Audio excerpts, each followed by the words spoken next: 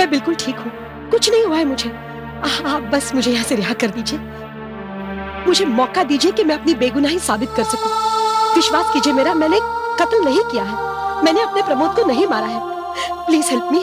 देखिए मिसेस देसाई, मेरा दिल अब भी ये यकीन नहीं कर रहा है कि आप अपने पति के कत्ल के जुर्म में यहाँ कैद हैं। मैं आपको कैसे विश्वास दिलाऊं? मैंने प्रमोद को नहीं मारा है, मैंने अपने पति को नहीं मारा है, नहीं मारा है मैंने उससे। Relax, relax. कैसे मैं रिलैक्स करूं? मेरी दुनिया तबाह हो गई है, मेरे पति का खून हुआ, उसका इल्जाम मेरे सर पर है। Control yourself Mrs Desai, control yourself. मैं कुछ और बात करने आया हूँ। I am sorry. देखिए, मुझे जो आपके खिलाफ रिपोर्ट्स मिल रही हैं, उनको मद्देनजर रखते हुए मेरा एक दोस्त है साइकियाट्रिस्ट, जिसे मैंने यहां बुलाया, उससे सलाह करके मुझे मजबूरन आपको मेंटल असाइलम भेजना पड़ रहा है। क्या कहा आपने? आप मुझे असाइलम भेजेंगे? पागल समझ रहे हैं आपने मुझे? छोड़िए! पागल समझते हैं आप मुझे? Control yourself. क्रिमिनल लॉयर हूं मैं, अपनी बेगुनाही साबित कर सकती हूं मैं।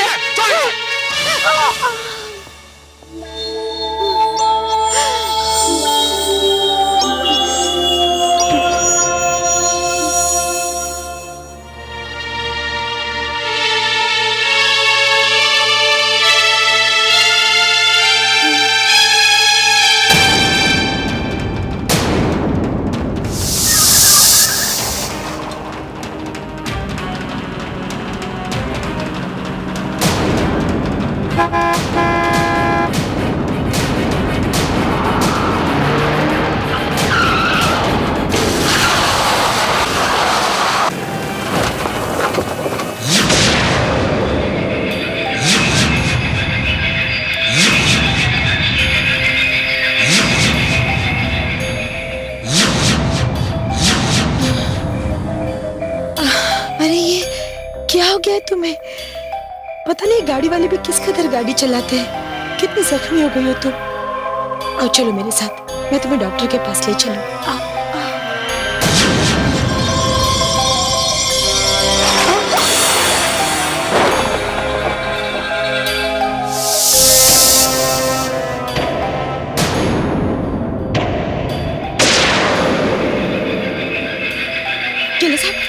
जेलर साहब, ये तस्वीर किसकी है?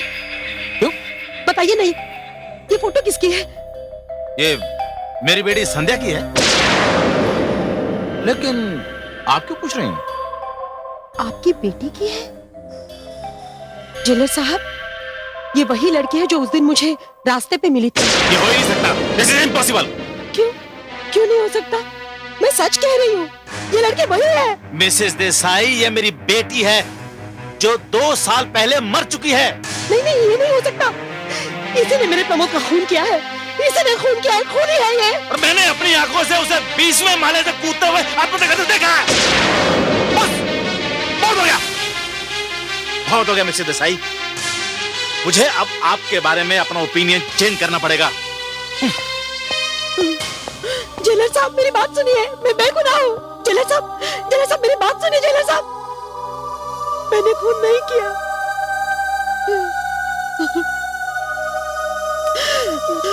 मैंने अपने प्रमोद को नहीं मारा मैंने उसे। वकील साहिबा, अब क्यों रो रही हैं आप?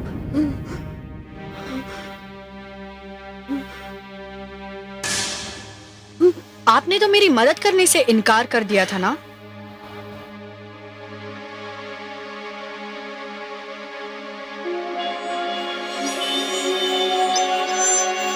लेकिन इसके बावजूद आपने बड़ी अजीब ढंग से मेरी मदद भी की। क्यों? आपने तो उस पब्लिक प्रोसिक्यूटर को ही मार डाला। कौन है वहां? मैं, शोभा। शोभा? इतनी जल्दी भूल गई आप? शोभा? तुम? अच्छा किया जो आपने उस पब्लिक प्रोसिक्यूटर को मार डाला, वरना वो तो मुझे सजा दिलवाकर ही दम लेता। वो पब्लिक प्रोसिक्यूटर मेरे पति थे। क्या? मेरे पति थे वो। कितनी बार कहूं, मैंने अपने पति को नहीं मारा। सुन रही हो? मैंने अपने पति को नहीं मारा। ऐसा मैं भी पहले कहती थी कि मैंने अपने बाप को नहीं मारा, लेकिन किसी ने नहीं माना, आपने भी नहीं। अब तो हम दोनों की कहानी एक ही है। हम दोनों एक ही कश्ती में सवार हैं। एडवोकेट रंजना देसाई, ये जेल है। यहां से बाहर निकलना आसान नहीं है। इससे बाहर निकल के दिखाओ तो जानो।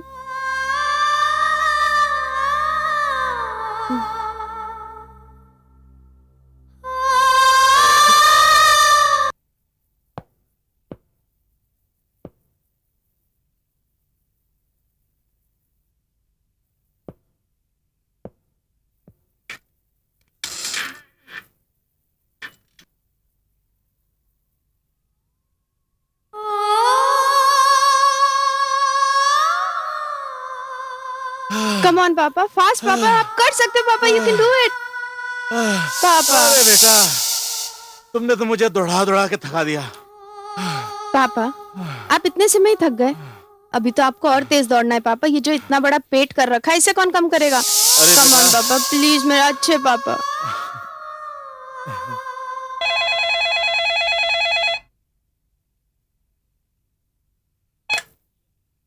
हेलो।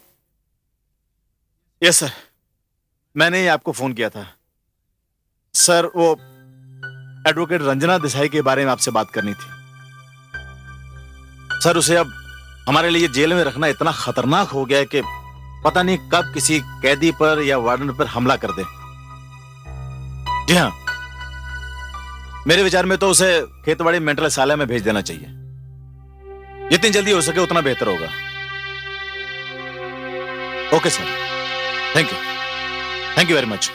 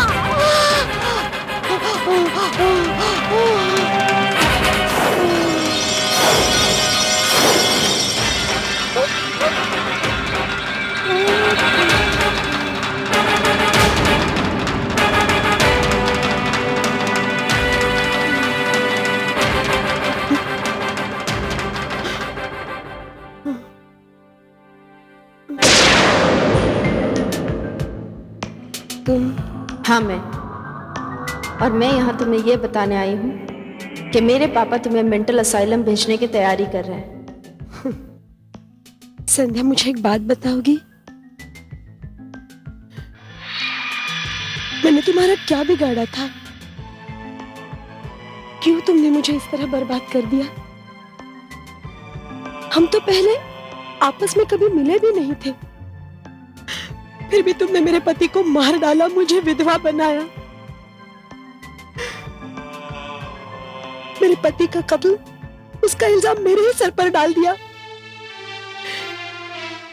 क्यों किया तुमने ये मेरे साथ? मैंने ये सब करने के लिए तुम्हें इसीलिए चुना क्योंकि सिर्फ तुम ही मुझे इंसाफ दिला सकती थी। कैसे? मैं कैसे तुम्हें इंसाफ दिला सकती हूँ? और ऐसा क्या जुल्म हुआ था तुम पर? जुल्म? उसी जुल्म की वजह से मुझे मेरे पापा की आंखों के सामने एक बिल्डिंग के 20वें माले से कूदकर खुदकुशी करनी पड़ी, क्योंकि ये बात मैं किसी को बता नहीं सकती थी और ये बोझ अपनी आत्मा पर लेकर जिंदा रहना मुझे मंजूर नहीं था। लेकिन एक बात बता, इस सबसे मेरे पति का क्या वास्ता? वही बताने जा रही हूँ। वो 15 नवंबर की शाम थी। 15 नवंबर मेरा बर्थडे था। मेरे पापा किसी जरूरी काम के सिलसिले में इंदौर गए थे। उन्होंने कहा था कि वो मेरा बर्थडे अगले हफ्ते यानी 23 नवंबर को सेलिब्रेट करेंगे। लेकिन मेरी सबसे प्यारी सहेली इंदु मुझे अपने घर पूना ले जा रही है।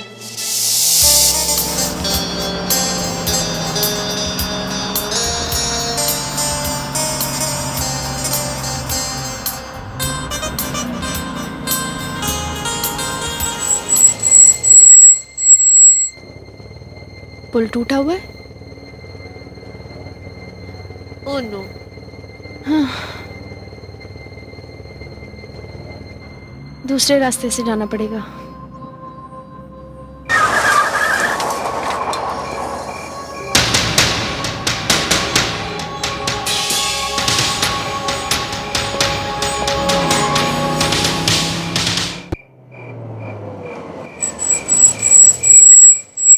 अरे ये क्या हुआ? रुक, नीचे उतर के देखती हूँ। ओह,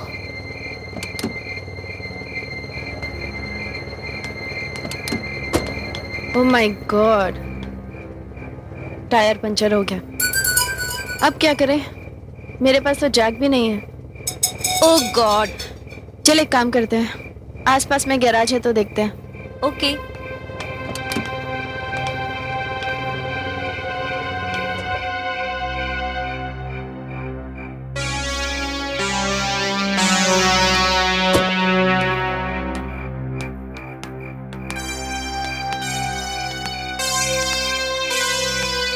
ये इंदु, हाँ, वहां पर कोई कॉटेज दिख रहा है। अरे हाँ, शायद वहां कोई होगा। चल ट्राई करते हैं। चल।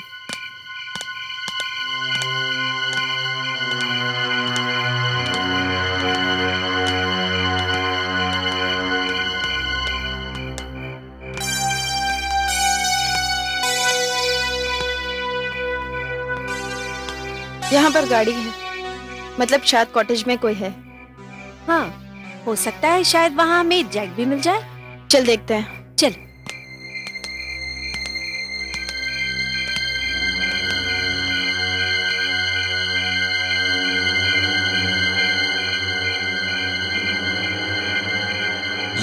कौन है आप?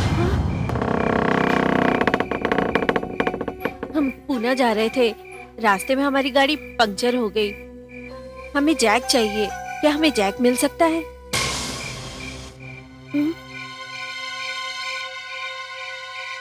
जैक तो हमारे साहब की गाड़ी में है और वो ही आपको दे सकते हैं। आप जाकर उनसे मांग लीजिए, वो आपको दे देंगे। हाँ हाँ, घबराइए मत, जाकर मांग लीजिए। हमारे साहब बहुत अच्छे आदमी हैं, वो आपको दे देंगे।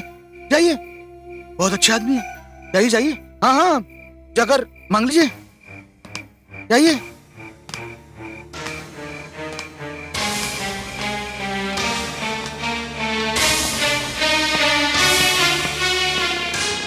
रंजना जी, जिस वक्त वो दरवाजा बंद हुआ, हमें पता नहीं था कि जिंदगी ने ही अपने दरवाजे बंद कर दिए। 2 आदमियों ने वहां पर जाल बिछा रखा था, जिसका शिकार मुझ जैसी लड़कियां ही होती थी। रंजना जी, आप जानती हैं उस कॉटेज में क्या था? क्या? वो कॉटेज एक ब्लू फिल्म का स्टूडियो था। जानती हैं वो स्टूडियो कौन चलाता था? कौन?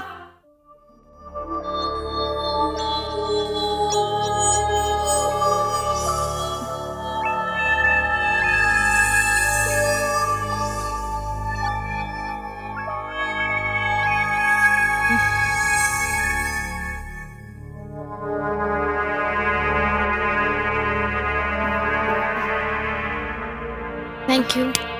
Thank you.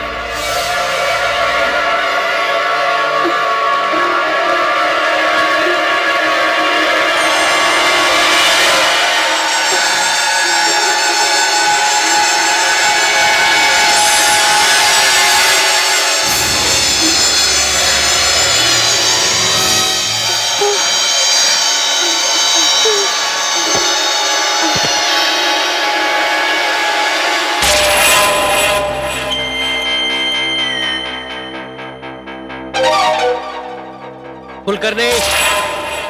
सर, क्या प्लान बनाया था सर? अब तो चिड़िया अपने कब्जे में। Thanks for the drink.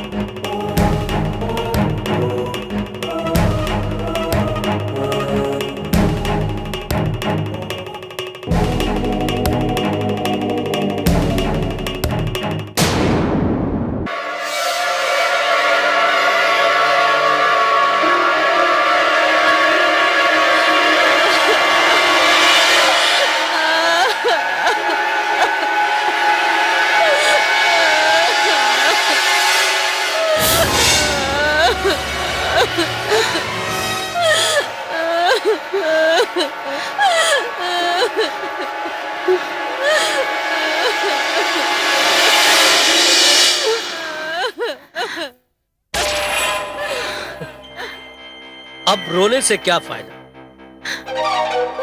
जो होना था वो हो चुका, और जो हो चुका है वो सब इस कैसेट में है। अब तुम दोनों की भलाई इसी में है कि तुम दोनों अपनी जबान बंद। अगर किसी ने भी कुछ कहने की कोशिश की तो ये कैसेट सिर्फ हम नहीं, सारी दुनिया देगी। अब तुम्हारी इज्जत मेरे हाथों में है। और आपका वो देवता पति जिसकी आप आरती उतारती थी, उसने आपके असिस्टेंट दिनेश कुलकर्णी की मदद से मेरी और मेरी सहेली इंदु की इज्जत लूट ली। बस बस करो संध्या, आगे मुझे कुछ नहीं सुनना है। कैसे नहीं सुनना? अभी तो मैंने आपको यह बताया ही नहीं कि आपका वो शरीफ पति अपनी गंदी और अश्लील हरकतों की एक फिल्म बनाता था। वो फिल्म का डर दिखाकर उन लड़कियों को छोड़ देता था। उस दिन मेरे बलात्कार के बाद अपनी आत्मा पर वो बोझ लेकर मैं अपने घर गई। मैं बहुत अपसेट थी, और उधर पापा ये सोच रहे थे कि शायद उनकी वजह से मेरा बर्थडे सेलिब्रेट नहीं हो पाया। क्या हो गया बेटा? आई एम सो सॉरी बेटा। अब मैं क्या करूं? मैं 2 दिन के लिए गया था, मुझे 1 हफ्ता लग गया। काम ही कुछ ऐसा था। आई एम सो सॉरी बेटा, आई एम सो सॉरी। पापा ने बहुत बहलाने की कोशिश की, लेकिन रंजना जी आप ही बताइए, मैं सच्चाई को कैसे छुपाती, कैसे चुप रहती? लेकिन फिर मैंने एक फैसला ले लिया।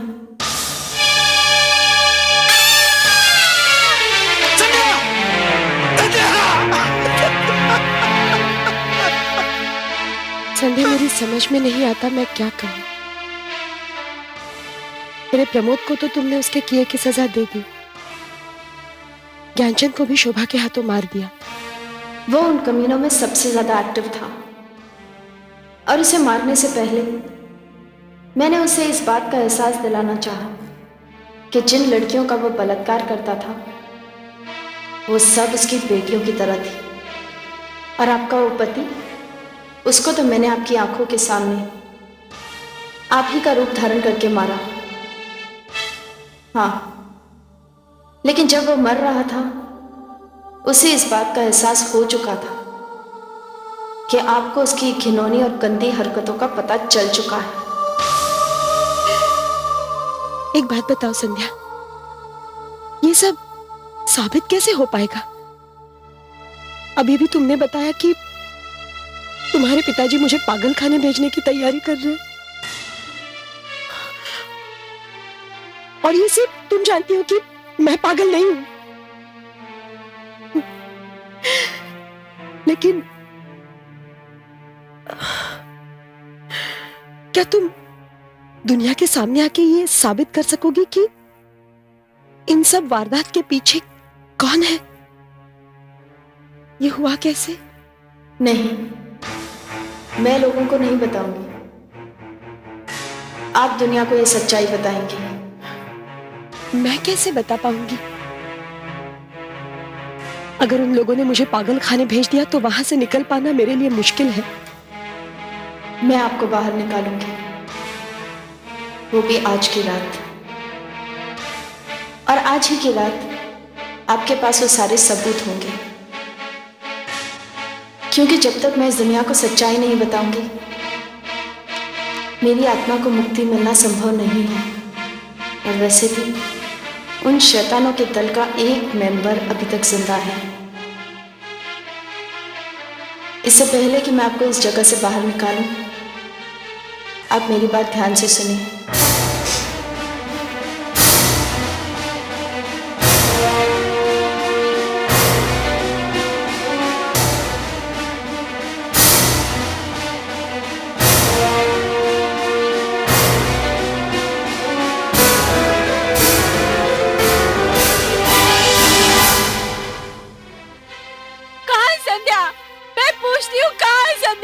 मर गई। तुम लोगों ने उसे मार डाला, तुम लोगों ने उसे मार डाला। मुझे भी क्यों नहीं मार डालते हो तुम लोग? अरे अभी तो मुझे तेरी जरूरत है। क्यों मार रहे हो? चल नहीं, चल। नहीं, नहीं।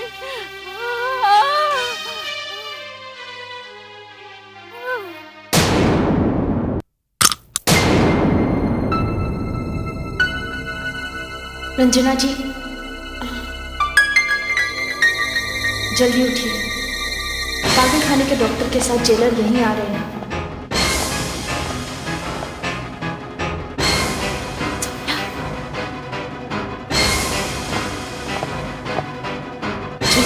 जल्दी बाहर आइए।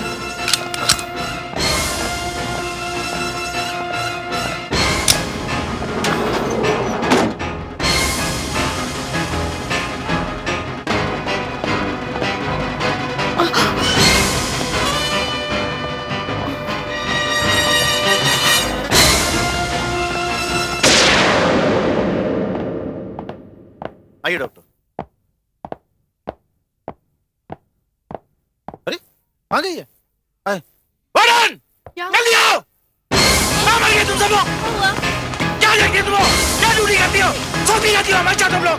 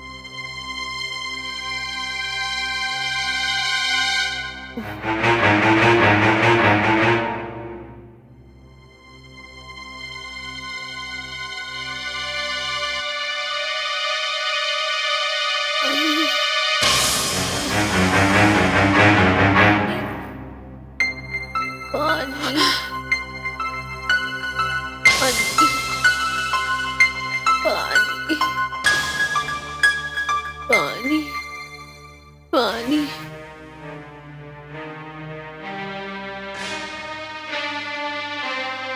पानी,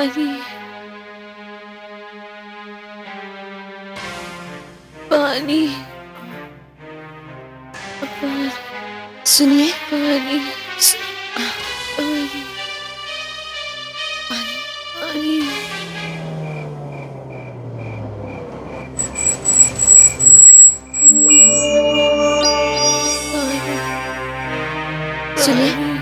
लीजिए, पानी लीजिए।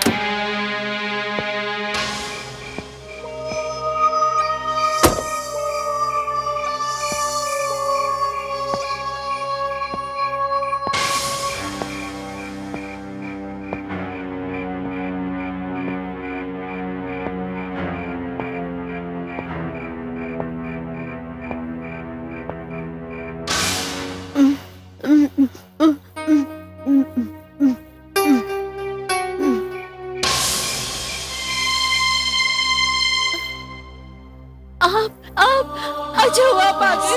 आप मुझे बचा लो प्लीज, प्लीज मुझे बचा लो, ये दरिंदे मुझे मार डालेंगे, मुझे बचा लो प्लीज। मुझे बताओगे क्या हुआ तुम्हारे साथ? कौन है ये लोग? हाँ, क्या हुआ? हमारी गाड़ी खराब हो गई थी, हम यहाँ मदद मांगने के लिए आए थे। इन लोगों ने हमें कोल्ड ड्रिंक में नशे की दवा मिलाकर पिला दी और हम बेहोश हो गए। और फिर उस वीडियो कैमरे से इन लोगों ने हमारी नंगी तस्वीरें निकाली, सब रिकॉर्ड किया हुआ है उसमें।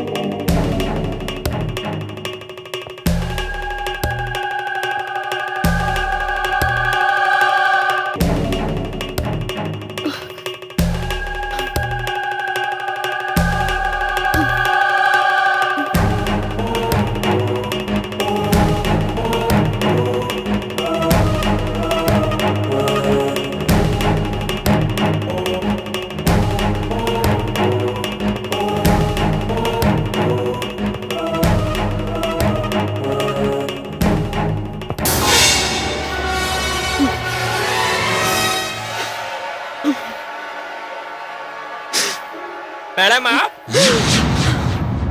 खूनी बदमाश, वैशी दरिंदे। सच कहा आपने।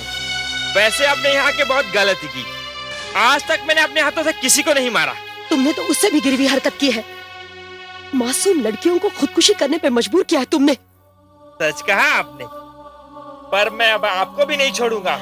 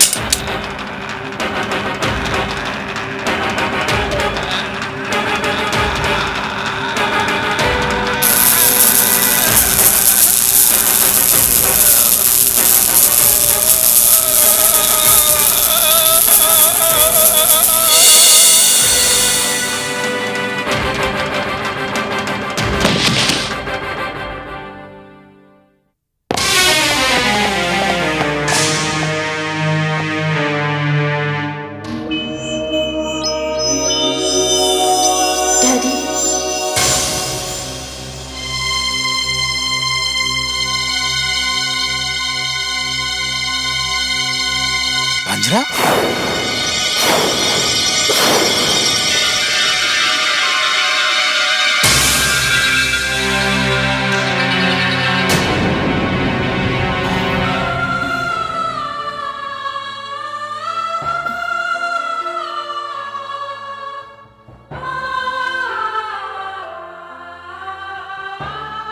संध्या तुम? हाँ पापा। पापा, मैंने ही शोभा के पिता ज्ञानचंद को मार डाला। अगर वो चाहता तो लोगों को सच्चाई बताकर न जाने मुझ जैसी कितनी बेबस लड़कियों की इज्जत और जिंदगी बचा सकता था। पापा, मैंने ही कुलकर्णी और प्रमोद देसाई को उनकी किए की सजा दी है।